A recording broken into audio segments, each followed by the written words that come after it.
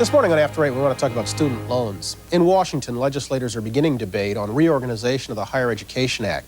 As they do, a separate fight's being waged over the question of who should get the loans called for by that act.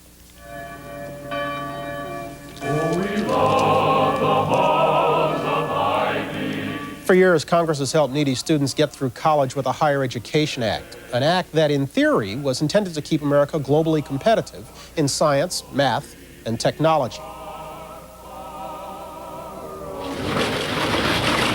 But in recent years, access to student loans and grants was broadened, allowing loans not only to students headed for college, but also to those applying to trade and technical schools. There are over 6 million ice machines in the U.S.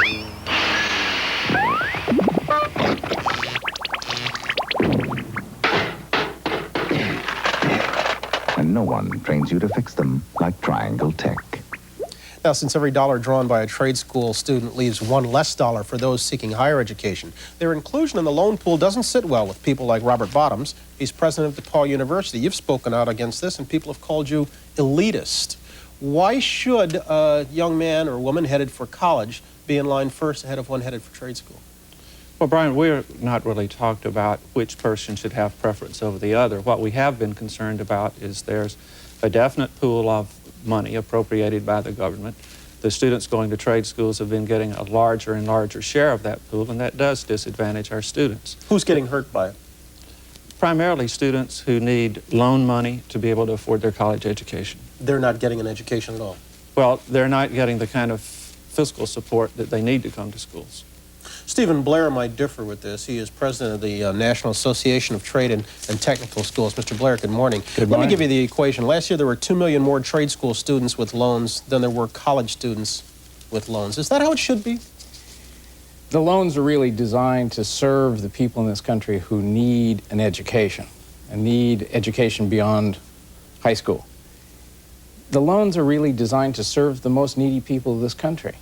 We serve more needy people, therefore we're getting more loans. Nobody is saying you don't deserve the money, but why shouldn't that money then be coming out of job training programs, for example, as opposed to a Higher Education Act? Well, the Congress has decided that what we're really talking about is education beyond high school.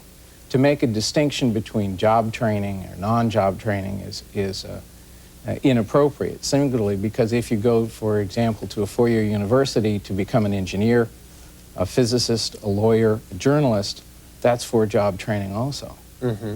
You don't have any qualms about that? Well, I have real qualms about that. I have long advocated that the funds should be separated, that loan funds should be segregated for trade schools and loan funds should be segregated for colleges and He says if I go universities. to a school to learn how to be a teacher or to learn how to be a doctor or whatever, that's job training, isn't it? Well, it is job training.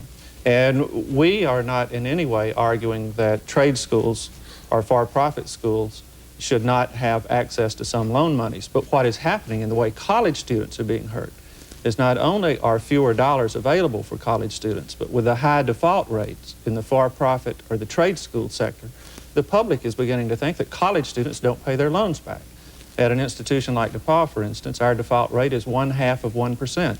But the public feels that students don't pay their loans back. And now as a result of the high default rates in the trade school sector, Congress is talking about cutting $2 billion out of the whole program, and that will hurt college students. The default rate in the trade school sector is somewhere up around 33%. I know you don't find that acceptable. Do you find it defensible? Absolutely defensible. Default rates are primarily a function of the population served. If you serve a high-risk population, you're going to have more people default. We don't find it acceptable. We're committed to reducing it down to its lowest possible level. The dilemma is that the default conversation is getting in the way of the magnitude of what's really being done.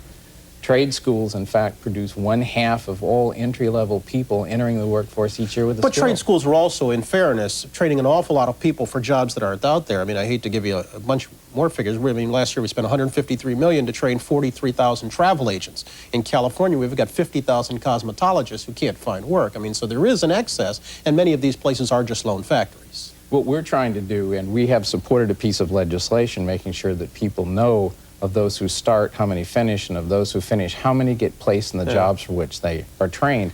We think that kind of disclosure is critical, not only for us, but for the traditional sectors also. Final note, real quick, if they tightened the guidelines on those who have bad default records, would you be any more amenable to an No, inclusion? the fundamental disagreement between Mr. Blair and myself is over what's an appropriate default rate. We would find 33% much too high, and if the default rates stay high and Congress cuts the whole program, it's students at college with the smaller rates that will be hurt.